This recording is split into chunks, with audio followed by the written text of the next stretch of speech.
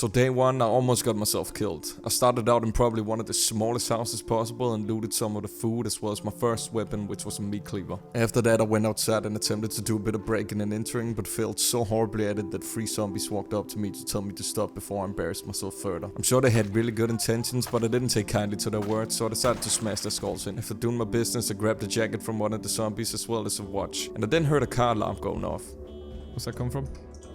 I hear a car. I, of course, like any sane person would do, decided to go towards the sound. And to my surprise, that resulted in the zombies going after me. So instead of running, I of course decided, like any sane person would do again, to continue my murderous rampage. I bonked one of the zombies in the head, but then I quickly regretted my decision and decided to run back. And to my surprise, I found a cowboy hat on one of the corpses that I'd missed earlier and thought it looked pretty fabulous on me, so I decided to borrow it from the dead zombie. I then actually used my brain for once and decided to run away from the sound. But after seeing a really scary dense forest, I decided to run back towards the sound again. On the way back, I tried to break and enter again, but of course failed once again, which hurt my pride so bad that I took my anger out on some nearby zombies. And thank God for that, because one of the zombies had a shotgun and a bulletproof vest, which could be extremely useful. I killed the zombie as well as his comrades, but when I decided to grab the vest and shotgun, more zombies showed up. That didn't make me back down though, because I needed to get this shotgun to make up for my failed robbery attempt. After I got a couple of hits in, I realized that it was too dangerous and instead went for the jump over the fence and grab the vest and gun before the zombies make it over the fence move. Sadly, these zombies were the fast fence climbing variant, and one of them made it over and grabbed my leg. But luckily for me, the other zombies decided to not grab me and just look at me. But of course things can't be easy, so I then noticed that the zombie had scratched my leg, and I was now both bleeding and limping, so things weren't really looking that great. Not learning from my past mistakes, I then tried once again to break into a house, but failed just like the previous times. I then decided to just bolt and get as far away as possible, and that's when the most tragic moment of my life happened. No, I lost my hat, no. After gaining a good amount of distance from the zombies, I tried to quickly rip some clothing and bandage my wound, which I then realized was actually probable. I started treating the wounds and then I saw that I was also infected. Whether or not it was a zombie infection, I did not know. After running for a while, I found a small house with the door unlocked and decided to go inside. I was beginning to feel a bit of pain in my arm, so I rummaged through the cabinets inside in hopes of finding some painkillers. That is so lucky. That is just lucky. That's insane. I popped the pills and then ran to another house where for the first time successfully broke and entered. Inside was a grim looking scene. A man had chucked some bleach and written himself out of the script of life. Though the scenery was depressing, I was actually extremely happy because I finally broke into a... Oh, of course. The zombies quickly made their way towards me, and so I ran towards the closest room in a panic and went inside and... No, I didn't... Oh, that's bad. Wait, okay. Made it out. After running in circles inside for a bit and also tripping one of the times, I went into big brain mode and ran to the front door, then shut it right behind me, locking all of the zombies inside. I then crossed the street and luckily found another house with the front door unlocked. I went inside, closed the curtains and started my search for loot. Like I hadn't already been lucky enough, I found 2 gun cases and a Glock inside of a cupboard. Then made my way into the next room and found a school bag. After a chaotic and rough start, things were now looking pretty good, and it only got better as I then found a pristine jacket. Thinking I was safe inside of the house, I began to load one of the guns I had found, but then a zombie showed up out of nowhere and almost killed me. Oh shoot. I decided that maybe reloading guns wasn't that important at the moment and took care of some more zombies that had made their way inside. I replaced all of my holy clothes with some new drip and then decided that my next objective was to find a car. After walking for a bit, I found a parking lot with a couple of cars. One of them was unlocked, luckily, so I hopped inside of it, but sadly the keys were missing. An uncomfortable amount of zombies then pulled up on me, so I went inside the nearest building, which turned out to be a school. After searching the school for a bit, I came into some sort of infirmary and struck gold once again. Found some antibiotics, popped them, and waited a while. I then took off my bandage and almost came when I saw that the infection was now gone. It's gone. It's actually gone. Damn. I then realized that I was actually pretty tired, so I decided to go inside the janitor's closet and sleep there. The next day, I went outside to see that I was now in the movie The Mist. I didn't let it stop me from searching for a car though and continued to do so. Let's try this one. Okay. No key. In the process of looking for a functional car, I realized that I was in the inner city.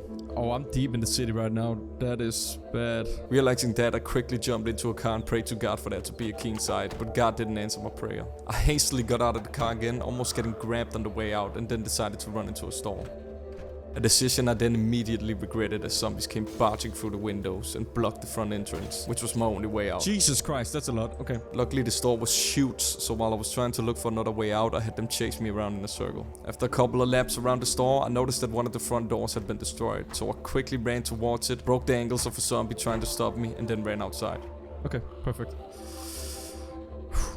A couple of hours of running around the city later, I found a parking lot and finally found what I was looking for. Oh, shoot. But of course, things couldn't be that easy, so the tank was also empty. Feeling extremely tired from all the running, I took a nap in the car and then started looking for ways to get gas. Using my big brain, I went inside a building next to the parking lot, found a bottle of bleach, poured the bleach out and used the bottle to siphon gas from other cars in the parking lot. And then boom, I now had gas. Nice. Okay, so let's get the lights on. Let's get out of here. I decided that it was best to drive out of the city, so I did, which then led me to my new home, the police station. I made my way inside and checked every room to make sure it was safe, and luckily it was. Though there was one room I couldn't get into, the weapon storage room. The room wasn't important at that moment though, so I went back to business. After dropping off all of my loot, I went back outside and noticed a gas station across the street. I decided that it was probably a good idea to have a full tank, so I drove over to one of the gas pumps, but of course I parked my car the wrong way, so after fighting a couple of zombies I turned it the right way and then refueled my car. Then went back to the police station and realized that the windows didn't have any curtains. While trying to figure out how to craft some sheets to cover the windows with, I also realized that I could craft silencers. The easiest one to make was a bottle silencer. All I needed was just a sheet, duct tape and an empty bottle. Seeing as I needed sheets for both the silencer and the windows, it became my next objective to make some. Though I couldn't make some without a knife, so I immediately went on a trip to find either a knife or something sharp. I started off by searching the nearby gas station, no luck, though I did find an empty bottle which I needed for the silencer. Thereafter I went to a restaurant, but no luck again, which I didn't take too kindly to. Really, they have no knife in the kitchen? That is crazy, man. I then took the car and drove down the street leading out of the city, where I found a couple of isolated houses and searched them. I didn't have any luck again though, but I did find a couple of crates which I could use for storage back at the police station, so I took them with me. As it was now becoming night, I decided to drive back home and get the crates inside. After doing that, I went to sleep and then took a delightful sink bath the morning after. After the bath, I went outside to continue my search, and that's when a zombie with a duffel bag showed up. After acquiring the duffel bag by bashing his head in, I drove outside of the city again and arrived in a small neighborhood. I parked by the house at the end of the street, went inside and went ham on the homeowner as I didn't like the look of the house. I was so disgusted that I didn't even loot the house, so I crossed the street and failed yet another break-in and entering. Though this one was a bit worse than the others as the alarm went off when I tried to get inside. Oh shit, okay. Swiftly I ran back to my car and started driving away, but then I got cocky. I turned off the engine of the car and let the car slowly roll up to a house. I went up to one of the windows of the house before being rudely interrupted by a zombie. As I never learned how to solve problems with words growing up, I started bashing him over the head with a metal pipe I'd found earlier. His comrades heard the commotion though and decided to help him out. After a bit of fighting, a zombie with a nightstick, bulletproof vest and double holster showed up, and I needed all of that. Being as stubborn as ever, I threw out all rationale and took on 5 zombies at once. After a grueling 2 minutes of fighting, I ended up being victorious. I grabbed the loot just in time before another zombie showed up, but I had now grown bloodthirsty, so I decided to also take on the lone zombie, which ended up actually being a good decision as the zombie had a meat cleaver on it. After a crazed, reckless drive home, I crafted 3 sheets, hung up 2 of them and then crafted the bottle silencer with the last. I then grabbed one of the guns and the silencer and... oh. I couldn't attach it. I don't know how to equip it. I then realized that I actually probably needed a screwdriver to attach it. Maybe I need a screwdriver. I probably need a screwdriver. While throwing a hissy fit and being a little baby because of that, I kicked the weapon storage room door and realized something. Also need a screwdriver to get inside of that room. Tool screwdriver. So instead of being a little bitch, I went to sleep in the car, almost died while sleeping. Oh shoot. And then went outside to find a screwdriver. Before traveling, I decided to mark my home on the map. Seeing how beautiful my drawing turned out, I realized that I absolutely needed to stay alive so the next world would also have a Picasso. I admired my drawing for a bit and then took off, but drove towards the city this time. After a bit of driving, I suddenly heard an alarm going off and saw a house surrounded by zombies. And then it happened. Who's this? Who's this? Tears ran down my cheeks as I realized that I wasn't alone in this world, and I immediately imagined a whole life with this woman I saw. I finally felt happy again, but then this bitch didn't want to get into the guy. I kept yelling at her to get inside, but she just didn't. Get in, get in, get in, get in. Or not, or not. I then chased her like she was prey and kept yelling at her to get into my car, but then she just ran into a store and hid. Did she run inside the store? What a stupid decision, okay. Having gone through an imagined fantasy life with this person, I decided to park my car and pursue her. I went to the back of the building when she suddenly burst through the back door and came rushing outside. Oh. I was flustered, yelling that I loved her and wanted her to have my kids, but as I was doing that, I noticed that she gathered some zombies and then ran back inside the building and locked the door. I immediately snapped back to reality and realized that she was trying to kill me, so I quickly ran back to the car, flipped her off and then drove away. Feeling bummed out, I tried to do yet another break-in and entering, but sadly failed again. Oh, for fuck. What is this?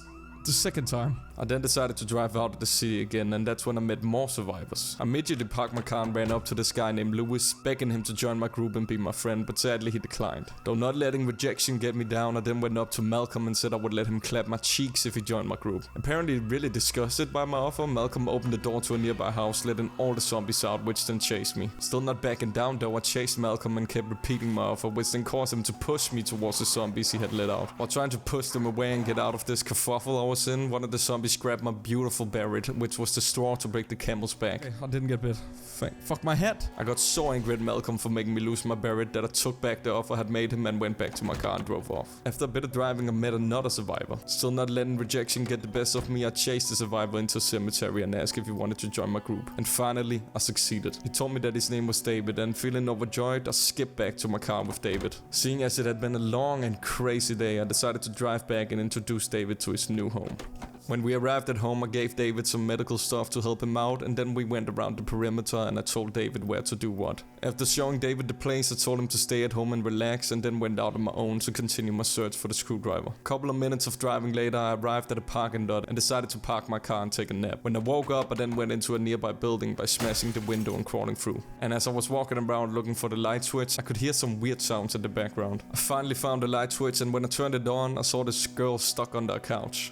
Hi, are you stuck in the sofa? What's going on here? I asked if she was stuck and needed help, and she immediately responded with, "Yes, please, stepbro." As I was explaining to her that I wasn't her stepbrother, I learned that her name was Allison and that she really wanted her stepbrother to help her out. Being an upstanding citizen, I told her that I wasn't her stepbrother and refused to help therefore. And as soon as I said that, she then got out from under the couch and looked at me with dissatisfaction. I then offered to help her find her stepbrother if she joined my group, which she accepted. Apparently being very happy about my offer for some reason, she gave me her barret to replace my old one as well as her backpack. Feeling thankful, I decided to ditch my current search for the screwdriver and instead go search for her stepbrother immediately. Instead of thanking me for that though, she instead said that I could screwdrive her, which I didn't really know what meant. We went inside the building next door and sadly didn't find his stepbrother, but we did find a couple of baseball bats and other useful weapons. After taking care of some zombies outside, Allison then noticed the bakery and asked if I wanted to do cream pies. I of course instantly responded with yes, and then went inside the bakery and found a couple of pie slices. When I handed one to her though, she looked extremely disappointed, so I guess that meant more for me. We searched a bit more for her stepbrother, but when I told her about David at home, she immediately wanted to drop the search, and well, so we did. It was now back to searching for a screwdriver. We walked through the city for a bit when we then noticed a nails and nut store, which would definitely have a screwdriver. After Allison made a weird remark about her wanting to nail my nuts, I tried the front entrance, but it was locked. I knew the store had screwdrivers though, so I told Allison to defend me while I broke the window. As I was about to, Allison then ran away from some zombies pulling up and left me to deal with them. After taking care of them, I smashed the window, went inside and found a screwdriver as well as tons of other useful tools, gadgets and gizmos. Having obtained my goal, Allison and I went back to the car and drove home. When we arrived, I was about to introduce Allison and David to each other, but then Allison just walked up to him, called him stepbro and kissed him on the mouth. Whoa, what's going on here? You kissing in front of me? Chalking it up to a cultural difference, I equipped the screwdriver and then took down the door to the weapons storage room. Inside I found a ton of ammo as well as a submachine gun and yet another pistol. I then dropped off all my loot and went to sleep as it had been a long day. The next day I woke up early and then decided to let Allison and David enjoy their little family reunion by letting them stay at home. David had told me the day before that he used to be a lumberjack, so if I could find an axe, he would start chopping down trees and collect wood for us to build the fences. Being a lazy little bitch, I of course accepted his request and took off to find an axe. After driving far out of the city, I drove past a factory of some kind, but decided not to check it out as it was too big. I then continued to drive down a beautiful road and realizing that my car could now break any second, I decided to look for a car before looking for an axe. After a bit of driving, I then arrived at a country club, which I immediately tried to get away from. And on the way away from it, I kinda got lost and was suddenly driving on a dirt road that led me to a golf course and yeah, well then... Oh, fuck. Okay, I'm okay. Please start. Okay.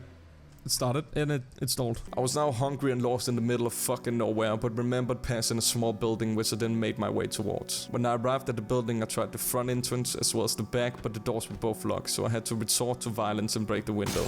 As I found food inside and ate it, I also found some bourbon and a dirty rag, which I then made a Molotov cocktail with. I was pretty excited to use it, but then I realized that I actually had no idea how to use it, so I put it in my backpack and left. How do you throw? I don't know how to use it. After walking for a bit, I somehow arrived back at the country club building. Realizing that it was getting dark, I took out my crowbar and pried open one of the doors to the building and went inside. I then tried to contact Allison and David, but I heard nothing but static. Oh shit, what happened? Immediately fear and panic rushed through my whole body. I didn't understand why they didn't respond. Maybe something happened back at the base? I dropped my axe objective and decided that I had to get home as soon as possible. I looked around the place for a while first though, before I then decided to go to bed. I found an extremely comfy and soft, delightful bed, but then I realized that I actually wasn't tired. So I went outside to the parking lot in front of the building and tried the cars outside, but sadly none of them had a key. I did find a flashlight though I could use in the darkness. Seeing as I couldn't sleep and that David and Allison might be in danger, I said fuck it and began to walk home. I walked through the forest, found a road and then went through a mobile home park. Sadly I didn't see any cars. After walking for a couple of miles I then saw a diner and a gas station. Feeling both tired and exhausted, I decided that I needed to take a break. As I was looking for a way into the gas station, I noticed that there were too many zombies chasing me and I was way too weak from exhaustion to fight them. So the best thing to do was walk away and get out of the sight. I decided to continue walking down the road and then I saw that factory from earlier. Remembering that I had seen a lot of cars in the front of the factory, I sprinted towards the building, using up the rest of the power in my body and basically rendering me useless in combat and running.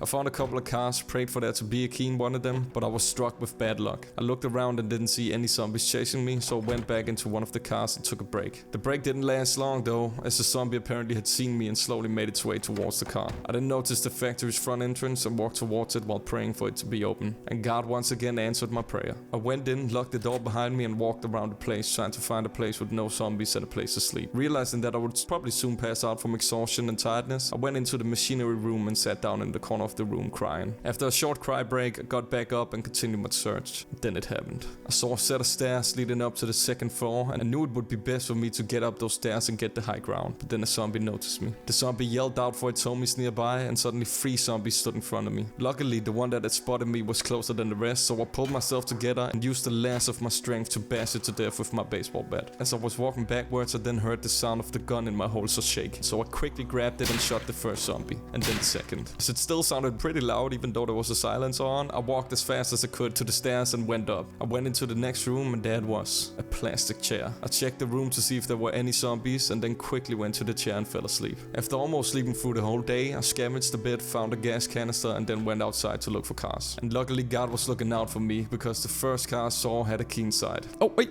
The key. Don't know gas, but that didn't really turn out to be a problem as there was another car close by and I'd found a gas canister inside, so I could just transfer gas with that. I siphoned gas, filled the car and then took off, flooring the pedal as I needed to get home as quickly as possible. As I was driving 200 kilometers per hour though, I was interrupted by a man on the road. Because he looked really badass, I asked if he wanted to join my group and luckily he said yes. He then told me that his name was Graham. When we arrived back at the base, I saw a gruesome scene. Corpses and blood everywhere out front and wait, what the fuck, they're still alive? Confused and slightly annoyed, I went up to David and asked why the fuck he didn't respond on the walkie-talkie. He then told me that I hadn't fucking responded on the walkie-talkie, so I grabbed my fucking walkie-talkie to show him that, oh yeah, wait, it wasn't turned on. I immediately blamed David for that and then introduced him to Graham, and we all went inside as one big happy family. I dropped off all of my loot and then went to take a nice clean sink bath when— oh, sorry Allison, okay, yeah, feeling pretty awkward and feeling a weird kind of tension from David, I quickly ran to one of the office chairs and went to sleep. The next day I went outside and then immediately got jump scared by some random lady who then went inside of a base without even asking for permission. Didn't really invite you in, that's kind of disrespectful. Now I don't know if I want you in our group. I got pretty pissed off and was about to follow her and throw her out when I then noticed a bunch of zombies pulling up to the house. Being a bit overwhelmed and also trigger happy, I decided to pull out my silence gun and start shooting some zombies in the head. As I was making some sick clean headshots, Graham then came outside to help me but immediately got overwhelmed by the zombies, so I had to help him instead. I continued my shooting but then realized that something was wrong.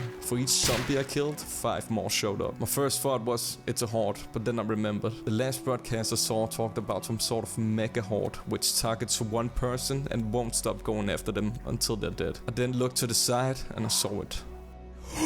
I knew that we have to leave immediately. The base was done for. Realizing that, I quickly yelled out for David, Allison and Graham and told them to get in the car, but then I realized that there was only room for one more. I drove the car away from the base, jumped out of it while almost getting killed, and then went back to the base to distract the zombies so David, Allison and Graham could get out of the base. I shot at the zombies, yelling for them to come to me, but there was too many. I then saw Graham make it out of the base, but then run back inside of the base as there were too many outside. I kept shooting, trying to get them away from the base, but I then heard Graham inside of the building yelling out in pain. Instead of getting myself killed as well, I swiftly made my way back to the van and drove back towards the base to look for David and Allison. And thank God, cause there she was. Allison came running out from behind the house with zombies all around her. I didn't stop by the house, but instead drove further down the road and waited for her to jump in. I was so overjoyed seeing her alive, but that joy quickly turned to sorrow as she told me that David didn't make it. I wanted to grieve, but there was no time. I drove back past the base and holy shit, what the fuck, there he was. Graham was somehow still alive and came running out of the base. Knowing that there wasn't any room for him in the car, I told him to follow the car while I drove to a nearby parking lot and quickly made my way into the closest car, but no luck. I then knew I had to make a tough decision. I knew that there were too many zombies for us to go from car to car and look for one with a key and fuel. So I looked at both Allison and Graham and then jumped back into the van and told them that whoever got in first would get to live.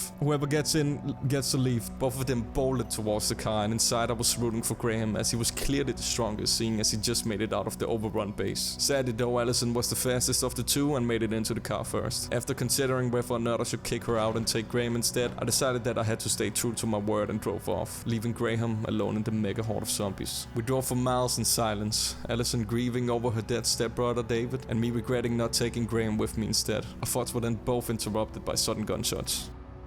I stopped the car immediately, got out and ran towards the gunshots. Maybe Graham survived, maybe David did? I jumped the fence and then saw a woman with a rifle shooting zombies with a big smile on her face. As we walked up to her, she almost shot me, and I then decided to ask if she wanted to join our group. She accepted, but I then almost took back my offer as I noticed a crazed look in her eyes. She then told us her name was Gail and we went back to the car. On the way, she almost killed me again while shooting at a zombie that I was fighting, so after she could maybe put away the weapon and use a melee weapon instead. Thankfully, she agreed. I then remembered that, oh yeah, the car only has room for 2, so I marked it on the map and then we went out to find a car with room for 4. As it was getting late and I was getting tired, we took shelter inside of a nearby house. Inside I found a bed and went to sleep, but was then awakened by thunder at 3 AM. I sadly didn't feel tired anymore, so we decided to go look for a car in the nighttime. After a bit of walking around the neighborhood, we then found a car with a key in the glove compartment. Though as always, it had no fuel. But also like always, I luckily had something to transfer fuel with on me. So I poured the water out of my water bottle, siphoned gas from another car a couple of times, and then took off with Gail and Allison. As we drove out of the city, I could suddenly feel the presence of Graham and immediately drove towards our now old overrun base. We drove around in the horde of zombies for a bit before realizing that the car was almost out of fuel. Luckily, I remembered the way to the gas station I passed when I was almost died of exhaustion, so we drove to it, refueled, and then drove back to look for Graham. As we drove around in the misty, rainy weather, I started losing hope. Maybe I didn't feel Graham's presence, but instead felt him down. Holy shit, there he was again. I quickly floored the brake, waited for Graham to get in, and then drove off into the unknown. After driving for a while, we stopped to take a look at the map, and we then all decided that we should go to the nearest city. We drove for almost 2 days and were all desperate for food and water, so when we passed a small camp, we decided to get out and see if there was any food. When we got out, we noticed that 2 military zombies were walking around the camp, so we bashed them to death and then looted them in hopes of them having something useful on them. Sadly, they didn't, and neither did the camp, so we took off again, first seen starving. After yet another day of driving, we finally saw signs of civilization and decided to take a break in the first house we saw. We searched the garage and then I failed yet another breaking and entering. The alarm went off and normally we would have left immediately, but we were all so weak from exhaustion, hunger and thirst that we decided to enter the house regardless. After eating some canned food and drinking some water while everyone looked at me for some reason, the alarm stopped. I searched the house and found a fedora, which I then gave to Graham to make up for leaving him behind. Somehow there was enough for him to forgive me, and I then went outside, almost getting myself killed by a couple of zombies, but luckily my crew saved me. I then looked around at the property, felt a weird sort of comfort and decided to make it our new home. Feeling extremely tired, I then went to sleep. The next day I woke up early and went outside to scavenge when I then noticed a man walking across the street. With Allison following me for some reason, I went up to the guy and invited him to our group. He accepted my offer and then told us his name was Malcolm. He seemed like a strong fellow, so I asked if he could guard the place, which he agreed to. Suddenly, out of nowhere, the sound of glass could be heard, and I turned around to see zombies making their way into the garage. I swiftly ran to the garage, broke through the door and saw Graham smashing zombies' heads in while he smiled. Gil asked if he was okay, and he then went right up in her face and told her that he was more than okay. Feeling pretty worried for Graham, I hopped into the car to drive into the nearby city and look for some cigarettes to calm him down. I wanted to do it alone, but while driving away, Allison kept yelling out for me to take her with me. I declined at first, but as she kept insisting, I let her join me. We drove for a couple of minutes before arriving in the inner city. As we drove around, we then noticed a pharmacy. Realizing that we didn't have any medical shit, I thought it would probably be a good idea to loot the place. As we drove around the building, we then noticed a horde of zombies trying to break into the place, so we decided not to loot it yet. And then while driving away, we saw this man crossing the street and then another man in doctor's clothing fighting a couple of zombies. Seeing as none of the people back at the base had any medical knowledge, I decided to chase the presumably doctor while Allison tried to help the other guy. The doctor quickly got overwhelmed by a couple of zombies, but I hastily made my way to him and helped him out. As I was helping him out, he then pushed me into the zombies, trying to use me as bait, but having lots of experience being pushed into zombies by other people, I swiftly got away. Knowing that we absolutely needed a doctor at home, I put my anger aside and asked if he wanted to join our group. He then said I don't work with pigs and got surrounded by zombies and died. I looked down at my body with confusion and then realized that I was wearing police clothing. I quickly ran back to help Allison out with the other guy, but she couldn't help him either. I saw him get ripped to pieces by a dozen zombies and Allison and I then took off, having failed to save 2 survivors. We drove down the street and then saw yet another survivor, and I knew I had to make up for my failed rescue, so I put the car in reverse and backed into all the zombies chasing him. But as I was doing that, I looked around and then I saw that we'd failed once again. There he was, now a zombie. Distraught and frustrated by our failures, I kept driving until I saw a semi-zombie free parking lot. I parked the car, got out with Allison, and we then took our frustrations out on some nearby zombies. Thereafter we looted a Kmart, got a bunch of food and realized that we should probably look for a new car as well, because our current one wasn't doing too great. We went outside of the Kmart, tried the first car we saw, and goddamn, we hit the jackpot. It had both a key as well as fuel. After a bit of driving in our pristine new car, we then heard a woman scream from inside the house. Still not letting failure get the best of me, I parked the car and ran towards the house as fast as I could. Suddenly a woman came rushing outside with a knife in hand, and I quickly asked if he wanted to join our group, to which she then said, "Target acquired." Not knowing what the fuck that meant and fearing that I was the target that was acquired, I quickly ran back to the car, waited for Allison to get in, and then started driving away. So as we drove away, I saw the woman running down the street in panic, so I yelled out and asked what the fuck she meant, to which she responded, "I don't know, I just panicked." I knew my decision would probably come back to haunt me, but then I told her to get in, she told us her name was Jane, and then we drove off. We didn't drive for more than a minute when we then heard yet another woman screaming. I quickly parked the car again, went up to the door of the house, and I saw a woman inside. The door was locked, so I grabbed my crowbar and pried it open. I ran inside and saw that she was safe. I then invited her to a group, she accepted, and told me her name was Leslie. We then all got back into the car and started driving back home. When we came back home, Gail came running up to the car with tears in her eyes. It turned out that Leslie was her cousin. Almost crying myself from having brought yet another family together, I went to sleep with a big smile on my face. The next day I asked Jane to go scavenging with me, as I still didn't trust her after the whole target acquired thing. I thought that if she went alone with me and I gave her all the chances to kill me, I would know whether or not it was really just something she blurted out in panic. We decided to loot the isolated farmhouses nearby, and in the first one I found a shotgun, which got me pretty excited, so I decided to use it on the next couple of zombies I saw. At one point Jane had her back turned to me while fighting a zombie, and I considered whether or not to be on the safe side and just kill her. But I quickly snapped out of that mindset, as that wasn't me. It really could have been something she blurted out in panic, and she deserved the chance to prove that to me. After looting the house, a geared out zombie pulled up on us, and I quickly took care of it. I then noticed that it had a rifle on it, so I decided to give it to Jane. She now had an easy way to kill me. I knew that this could be the decision that got me killed, but I had to take the biggest risk possible if I ever wanted to trust her. After a couple of house lootings later, I then found a small tool shed and broke into it. I told Jane to look out for zombies outside meanwhile, and then suddenly a zombie jumped through the window while another banged on the door. Regret, disappointment and anger filled my body as I took care of the zombie inside. I then jumped outside to see if she maybe just got overwhelmed, but she was nowhere to be found. I shouldn't have given her another chance, I thought, as I bashed the zombie's head, but then out of nowhere a zombie in front of me got shot. I looked to the side, and there she stood. Jane told me that she had gotten overwhelmed and apologized. Realizing that I'd made the right decision, I smiled and told her to put away the rifle. We then looted a bit more, found a crate for storage as well as a hatchet, and then drove back home. When we arrived back home, everyone was working hard. We slowly drove down the driveway, but then suddenly a man came sneaking out from the garage and jumped the fence. I immediately parked the car and chased him. I then caught up to him, pointed my gun and told him to stop. He did and apologized repeatedly while telling me that he just wanted food. Having gained more trust in people this day, I said it was okay and asked if he wanted to join our group. He did, told me his name was Gerald, and we then went back home. As I walked around the property, I realized something. All that was keeping us alive in this world was people. People were a precious resource now, and the only thing trying to bring order to this chaos we lived in. It would take years, but one day there would be order again. Therefore we had to remember each and every one who helped us bring it back. I went to sleep, and when I woke up the next day, I then took Leslie's shovel and dug a grave. Which Leslie then stepped on immediately because she was mad about me taking a shovel without asking for permission. After giving it back and apologizing, I then found some nails nails and planks and put up a wooden cross on which I wrote, David, a loving stepbrother. As I was looking at the grave, Allison came up to me with tears in her eyes, thanked me for making it, and then walked off. I then met up with Leslie and asked if she could barricade the windows inside the house, which she did immediately. After an emotional day, I went to sleep.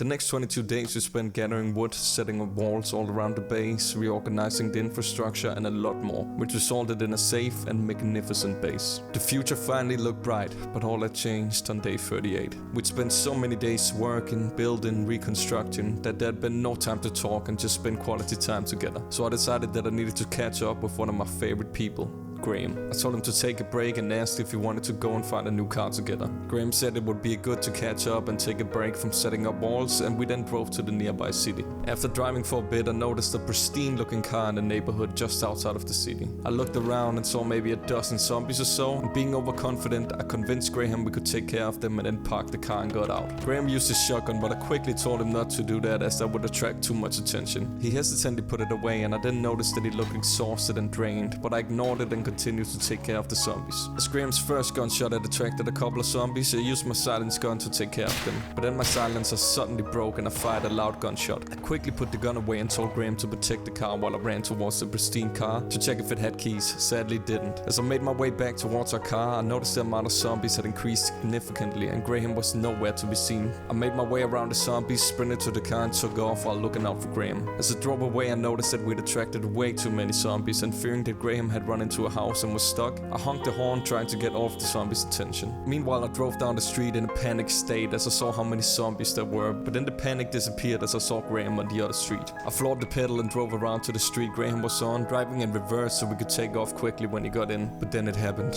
I parked the car and saw Graham run towards it, but as he was about to get in, he got surrounded and had to run away. I drove further ahead to get some distance between the zombies and the car, but it was too late. Graham got grabbed and overwhelmed by the zombies. Instantly, I reversed into the zombies holding him, but it didn't help. I tried once more and he got free, but only for a second. They quickly overwhelmed him again, and I tried backing into the zombies again, but he was gone. Tears left my eyes as I saw him get ripped to pieces in the mirror. I wanted to get out and die right there with him, but as zombies banged on the car windows and smashed one, I snapped out of it and drove away. I then stopped the car and went into denial. I didn't want to believe he was gone. He'd made it out of worse, he had to be alive. After gaining the zombies' attention and getting the horde away, I ran back, and there he was, ripped to pieces and a zombie eating his flesh. Sorrow and rage filled my body, so I swung for the zombie but missed as I suddenly felt dizzy and nauseous. Realization had set in finally, and I ran away with tears flowing from my eyes. He was gone. Graham was gone. The rest of the day I lived in silence.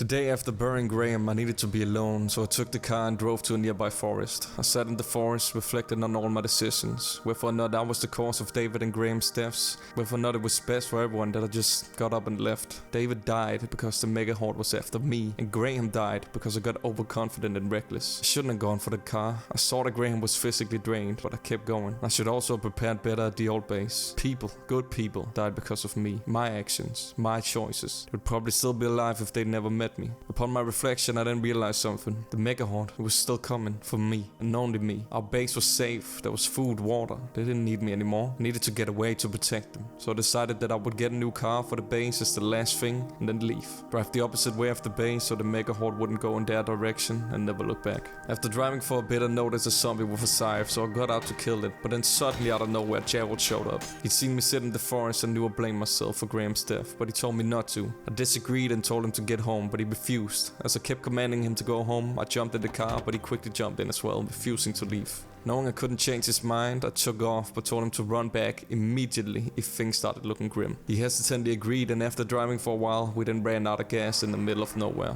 I told Gerald he shouldn't have come with me and got out the car. We'd luckily run out by 2 crashed cars, but of course none of them had fuel. We didn't notice the house, but as we got closer I recognized it and knew it didn't have anything useful, so we walked back to the road. We continued down the road and walked for hours. We were thirsty, starving, and all I could think was now I was also going to get Gerald killed. I then got frustrated with myself, angry, so I let it out on Gerald. Why couldn't you just fucking do as I said? I told you to go home. I yelled at Gerald, but he shook his head in disagreement. He then said, I could see, Jason. I could see you blamed yourself and you were going to leave. And I knew that would be the end of you, and I couldn't let that happen. You saved my life, gave me a second chance and took me in even though I'd stolen from you. You saved Leslie, Jane, Jill, Allison, Malcolm, Gail. You save and bring people together. You might make mistakes, everyone does, but you don't get people killed. The zombies are what get people killed. And all the people at home, you saved from zombies. I heard what Gerald said, but I couldn't stop blaming myself. I might have saved them from a situation, but that means nothing if I eventually just get them killed. The mega horde was coming for me and I knew it. Gerald was right, zombies were the thing getting people killed. And that's exactly why I had to leave. I could make sure that it would never reach them. Staying would eventually undo all my saving. So leaving, well, that would be saving them. Hours later we found a house, fought zombies outside and then made our way in through a broken window at the back of the house. We were tired, weak and starving, so we ate some food and then went to sleep. The next day we went into a nearby house and met a man who told us his name was Ian. Knowing our base would be completely safe after I'd left, I invited him to join our group. He accepted, and Ian, Gerald and I then continued our search for a car. After walking for a bit we heard a woman scream and then saw her get surrounded by zombies. As I was about to run, zombies snuck up on us, so I told the guys to take care of them while I went to help the woman, but it was too late. She got overwhelmed instantly and I witnessed her get ripped to pieces. I backed up while images of Graham's corpse flashed before my eyes. I felt the dizziness again, but quickly snapped out of it and told Ian and Gerald to run. While they did, I took on the incoming zombies, bashing their heads with rage and tears in my eyes. I killed all of them and then went back to where the girl got surrounded. 2 zombies sat and ate her corpse, so I went up to them and killed them, doing what I'd failed to do with Graham's corpse. We walked for a bit and then found a barricaded house. I ripped off the planks and we went inside and hit the jackpot. Weapons in masses and tons of food filled the cabinets. We also found tons of new and better clothes and geared up. Now equipped with a spike bat and a gas can, we went outside to continue our search for a car. A while later we stomped into a couple of zombies, took care of them, and I then found even better gear, firefighter's clothing. Finally we found a car with the key inside, but sadly no gas. Luckily there was a gas station close by, so we filled the gas canister, filled the car, drove to the gas station, refueled, and then started driving back home. But then as we drove back home my heart sank. Zombies all walking in the same direction filled the streets of the city. Even as we got out of the city there were zombies also heading the same direction. That direction was directly towards our base. It was the mega horde. It was going towards our base. But then I thought, why? I wasn't even there. If it was after me then I finally understood. It wasn't me. It was never me. When I met Graham and took him with me to the old police base, the mega horde was there the next day. But I'd been in the opposite direction of the base for days before I got home. Like now, back then it was going towards the base while I wasn't even there. Which could only mean one thing, that it wasn't chasing me, but instead chasing either David or Allison. But since David was dead, it could only be Allison. It had always been Allison. When we arrived back at home, I told Ian and Gerald to gather everyone and have them gear up while I would start working on building lookout outposts. Though before doing that, I went to David and Graham's graves. I stood in front of them and then I realized what I had to do, what their deaths and everything had led to. Graham and David were the only people from the group who had died up until now. But why them? Why 2 from the core group? Then all came together. It was because they'd fulfilled their purpose. The purpose of protecting Allison, the mega horde's target. David died protecting Allison from the mega horde and Graham died after having built walls to defend us from the mega horde. They'd done their part and together their deaths had led me to the realization that it was after Allison and not me. Made me realize what my purpose was. It was to assemble as many people as possible to take the mega horde on, to finally get rid of it once and for all. I knew I could just kill Allison to get it away from us, but that would only result in the mega horde finding a new target, killing them and eventually targeting one of us again, and then we would have to deal with it then. It was unavoidable. Graham and David's death together made made it possible to finally bring down the Mega Horde and save millions of people. It all made sense. David saved the Mega Horde's target Allison, and Graham helped me get Allison to a new place and build the walls to defend us against the Mega Horde. David was the protector, Graham was the builder, and now was the fighter. Everything didn't lead up to me just killing Allison. It led up to me protecting her and getting rid of this horde once and for all. As I helped bring everyone back to the base, I knew that what we were about to do would result in my death. I would also die after having fulfilled my purpose. I knew that, and I also knew why. Life and death had to be balanced, and we were the sacrifices to ensure that it was. We were picked, and fate then brought us together. It all made sense, everything had led up to this moment. And their deaths had finally made me realize that it was time to fulfill my purpose. The next 5 days we spent gathering wood and building lookout outposts, as well as preparing everyone for the incoming Mega Horde. And as we stood ready on day 47, we heard zombies knocking on the walls. Everyone readied up, and I told them to stay inside the base and protect it. Meanwhile, I would go outside and try to take down as many as possible. I went outside and took care of the ones banging on the wall, and then I saw it. The Mega Horde had arrived. I hastily pulled out my gun and started taking down as many as I could. As I was shooting them, I then heard one of the walls fall and quickly made my way towards the breach. I saw a dozen zombies banging on the other walls, and I quickly got their attention and drew them away from the walls. I switched between my pistol and bat, taking down the zombies chasing me, but as I was doing that, I then saw Allison. She'd run outside to help me, but got overwhelmed. She screamed and I yelled out for her, quickly running towards her to help out, but it was too late. The last member of the core group, the one who I was supposed to protect, got ripped to pieces in front of me. I couldn't breathe anymore, I was broken, so instead I completely lost it and went on a rampage, shooting and smashing the zombies' heads. But as I was doing that, I then saw Allison's corpse reanimate in front of me. Tears filled my eyes as I pushed her away. I couldn't kill her. I just couldn't. I ran into the base to avoid her and make sure everyone was safe, and luckily they were. I then went around the outside of the walls and took care of the last zombies. After having done that, I looked around and I saw no more. We had succeeded. It went so fast. The Mega Horde was finally gone. But as I looked around, I then saw Allison's corpse. I grabbed the corpse, brought it to the other graves, and as I was trying to gather the strength to dig a grave, I sat and just looked at her. I thought I had the answers. I thought I was supposed to die, not her. Was it just grief talking all this time? Had I completely lost my mind? No, there had to be a reason only the first 3 members of the group died. It had to be connected somehow. A couple of hours later, I then buried Allison's body next to David and Graham's while I tried to make sense of their deaths. Maybe it didn't make sense. Maybe it was grief trying to give their deaths a purpose. I didn't know. The next day I spent rebuilding the broken walls, and while doing that I kept thinking about everything. Why did I survive this? I went back to the graves and then it clicked for me. Maybe everything I thought was right, but instead of me being the last sacrifice, it was Allison. She had to die with the Mega Horde. Maybe she was the last sacrifice to bring balance to life and death, and I was supposed to survive and continue the community because I was always the leader. Maybe that's why the core group from the first base died, to show me what would happen if I failed, to teach me how to build a community, what not to do. They all died as a way for me to learn and start over. Or maybe not. Maybe it was just grief talking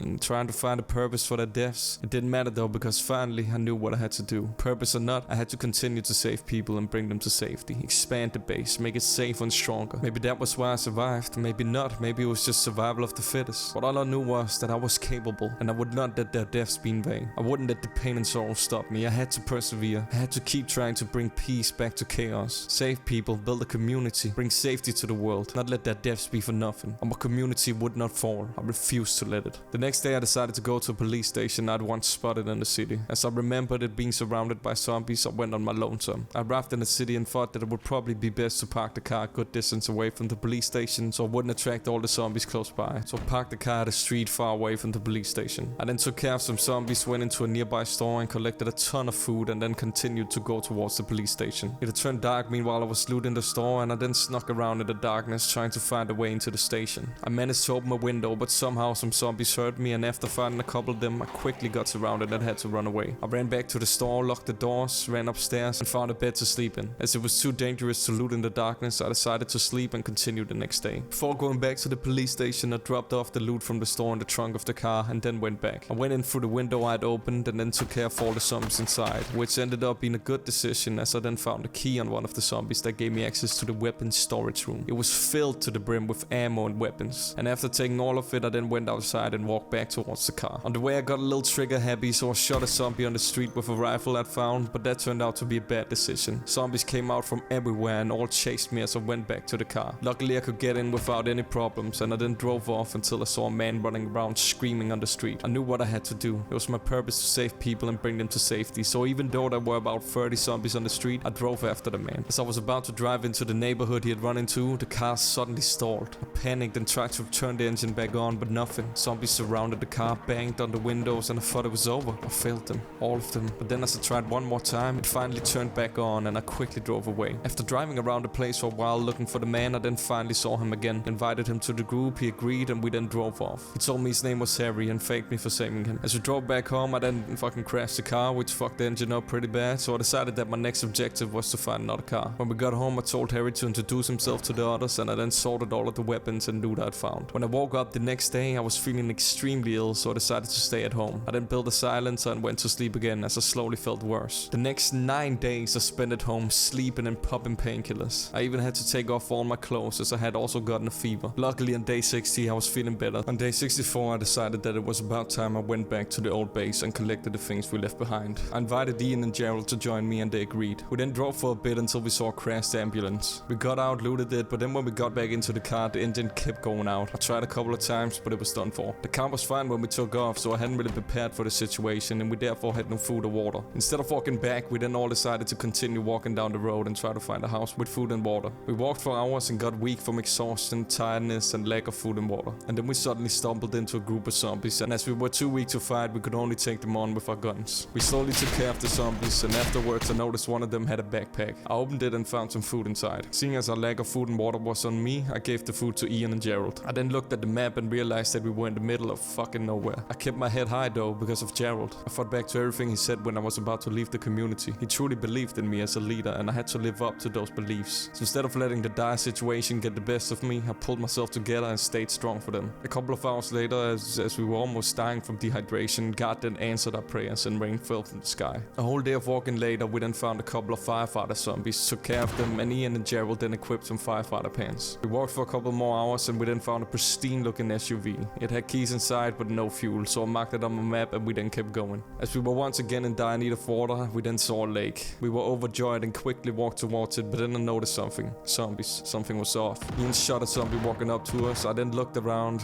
to see if the sound had attracted anymore, and suddenly a horde came out of nowhere. We were weak, tired, starving, dehydrated, so we had to ditch the lake as well as the road and go in the opposite direction of the horde. While walking away, I shot every zombie that got too close to me. Things were looking grim. There were too many, and I then saw Gerald running away in panic. I yelled out for him, but he kept running. As I kept walking away while shooting zombies, I yelled out for Ian and Gerald. I couldn't hear nor see them. I kept yelling, feeling the worst, but then I saw Ian, and after a while Gerald showed up. They said that the horde had lost them, and we then decided to keep walking out into the field. But I then checked my map and noticed something by the lake. A building. We needed food and water ASAP, so I decided that we had to risk it and go back. We would die of starvation and dehydration otherwise. We went back and luckily the horde was gone. We then saw a kiosk as well as fuel pumps. The SUV we had found and had the keys for was only a couple of miles away, so if we could find a gas can and fill it, we could then go back and get the SUV and drive home. We dealt with a couple of zombies and then broke into the kiosk, finding food and water as well as a bed upstairs. We were really exhausted, so we went to sleep. The next day we realized that we were in a small town, so we went around and looted a couple of stores, finding tons of food. We then walked for a bit and saw a ton of dead zombies at a parking lot, and we hadn't killed them. Then suddenly a man who introduced himself to us as Peter showed up. I invited him to join our group and he agreed. I told him about our situation and he then told me there was a gas can in the trunk of the car right next to us. I took it and we all then went back to the fuel pumps. But then I realized, as well as the electricity, the fuel had now run out. I quickly came up with a new plan though and siphoned gas from some nearby cars. We then went back to the SUV, refueled and drove back into the town to check it out quickly.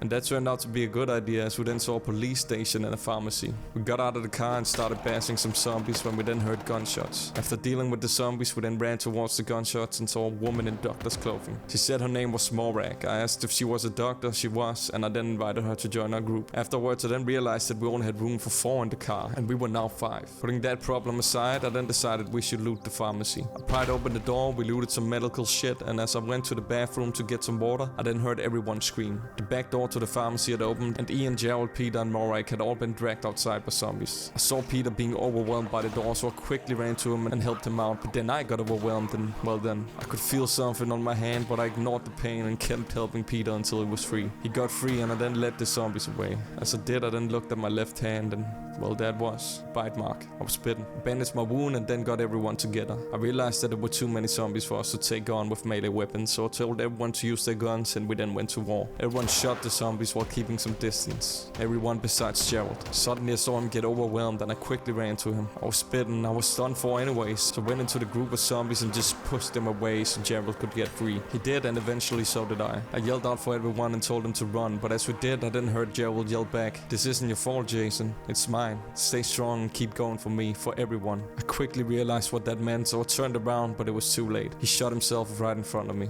I ran towards his body and then just froze. I lost yet another one of my closest friends. I stood still as the zombies came towards me, but his last words echoed through my head, so I quickly came to and ran away. We ran back to the car and I was about to drive away, but I couldn't. I had to get his body back with us and bury it. We started taking care of the zombies, and eventually his reanimated corpse with 2 other zombies came walking towards me. Instead of freezing like with Allison, I began fighting them, but while doing that, Peter got grabbed by Gerald's corpse and a zombie, so I swiftly helped him out, but then that resulted in the 3 zombies overwhelming me, and then I got bit on the chest. I pushed them away and then ran back to the car and pulled out my gun. When they eventually reached me, I then shot them in the head. I was now bitten on my left hand and chest. There was no time to waste though, so I bandaged my wounds, scrapped Gerald's corpse, put it in the trunk, and we then started driving home. On the way home, I thought about what Gerald said before he died. I felt guilty. I wanted to blame myself for his death and just give up, but he was right. As a leader, I couldn't do that. There was no time for grief and guilt, not for me. As a leader, I had to push through the pain and stay strong for the people. Show strength when faced with pain and sorrow. I had to keep their hopes up and keep going, keep building our community. That's what Graham, Allison, David and Gerald all fought for to the very end. They died fighting for this community, for people, and if I gave up, it would all have been for nothing. Whether I liked it or not, everyone looked up to me and depended on me. I was their guidance, their light through the darkness. My job was to be fearless and keep going even when the darkness seemed to be winning. So though I was bit and it would soon be over, I would keep going until my last breath. We arrived at home, I told the new people to introduce themselves, and then I sorted all of the stuff we'd found. The next day I spent digging the grave and burying Gerald's corpse. 2 days of tending to the base later, I then tried to drink some water from the faucet, but nothing came out. There was now no electricity, fuel or water.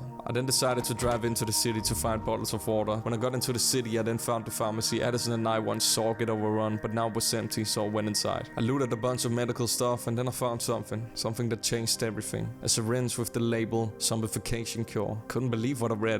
That couldn't be true. We would have heard about a cure if there was one. I looked at it for a while before deciding to apply it to my left hand bite, as it couldn't hurt to do so. I would die whether I used it or not, unless it actually worked. I searched around a bit more and then found a locked door with a keypad. And luckily I had my hammer and screwdriver on me, so I took it down. Inside I found tons of water bottles and then another cure. Since I also had a bite on my chest, I then applied it to that and collected the rest of the things inside and went back to my car. Outside I noticed a man in a building across the street, so I ran to him and invited him to our group. He agreed and told me his name was Charles. We siphoned some gas from a nearby car and then took off. While driving back home, we were then suddenly blocked by a horde. Not just any horde, the mega horde. We hadn't taken it down. They had was right in front of us, but how? I then realized that the mega horde wasn't a thing you could take down. If you took care of a mega horde, another one would just assemble. The reason I came to this conclusion was because that was, and I remembered something about a hive mind, so it made sense. We drove away from it and then stumbled into a man. I invited him to our group, he accepted, told us his name was Jay, and we then continued to drive back towards our base. When we got home, I went around and brought everyone together, because seeing the mega horde again made me realize something else. When I got everyone together, I told them that I didn't think the broadcast about the mega horde was right. I think they were wrong about it chasing one person. It seemed more to me like the mega horde assembled when groups of people got together in one place. Like the zombies could somehow sense there were a lot of people in one place, maybe through smell or something, and then it got together through some sort of hive mind and attacked wherever it sensed there was a group of people. I then told everyone that I didn't know if I was right, but I thought that the mega horde we saw assemble in the city was coming for us. It was best to be on the safe side, so we had to get ready, build better defenses and prepare as well as we could. Everyone agreed, and we then spent the next 5 days preparing and building additional fences around the base. And then on day 75, a miracle happened. I woke up and the fever and bites were gone. The cure actually worked. For the first time in my life, I actually believed there was a god. What were the chances that I got bit twice and then found 2 cures the day after? Something we hadn't even heard about. Something I didn't know existed. Couldn't be a coincidence. I was given a second chance. Like it wasn't supposed to be my time yet. Maybe there really was a reason for everything. Maybe it was just extremely good luck. It didn't matter though. I'd survived getting bitten and I wouldn't let that go to waste. With a newfound strength from having overcome the zombification, I then built 7 rain collectors and stood on lookout for the whole rest of the day. The next couple of days I spent equipping people with guns and keeping a lookout from dusk to dawn. Since the horde still hadn't arrived after days, I decided to go into the city on my own to see if the mega horde was on the way, as well as scattering some gas for the car. I siphoned some gas from a couple of cars and then drove around the city looking for the mega horde, but it was nowhere to be found. Instead I found a barricaded house which I broke into, took care of zombies inside and then looted a bunch of weapons and food. When I made my way back out to the car, I then stumbled into a woman. She went up to me and told me her name was Diane and that she was a farmer. Apparently she had heard about our camp and wanted to join, which I of course let her, and we then took off. We were about to drive out of the city and back to the camp, but then the engine started going out randomly, so I parked it and checked the engine. It didn't look good, so I siphoned the gas from the car and we then went out to look for a new car. We walked for a couple hours and then we found a new working car with the key inside. I refueled it, we drove back home and then I went to sleep. The next day I spent at the camp organizing loot and building myself a silencer and not much else. The day after though I told our two best fighters, Charles and Ronald, to join me for a scavenge. On our way out of the camp, Gail then demanded to join us, so we let her. The sky was grey and a thick mist lay upon the city when we arrived. I stopped the car in the street to look at the map when Gail suddenly got out of the car. Apparently she thought I parked the car, so I told her to get back in quickly, but suddenly zombies came out of the thick mist and Gail panicked. Instead of panicking as well, I told her to follow the car as I drove away, which she did. Slowly the mist disappeared as well as the zombies, so I stopped the car, but when I did, Gail suddenly ran away into a small forest. Seeing as she had a hard time just getting into the fucking car, I decided to park it and chase after her with Charles and Ronald. While doing that, we fought all of the zombies surrounding us. We ran around the neighborhood shouting out for Gail and we then found her, but not alone, with a huge horde of zombies. Realizing quickly there were way too many to take on with melee weapons, I pulled out my gun and started shooting. I maneuvered around the zombies for a while and then lost sight of Gail as well as Ronald and Charles. Well, until I then turned around. A horde of zombies had Gail surrounded, so to help her out quickly, I shot at the horde with my rifle and then hastily made my way towards her. When I got close, I pulled out my gun and started shooting at them. Luckily it helped Gail and she got free from the horde. At the same time, Ronald and Charles then came back. I told everyone to run and so we did. After running for a while, I then stopped at a parking lot which was seemingly zombie free and waited for the others with Charles while taking care of the last zombies chasing us.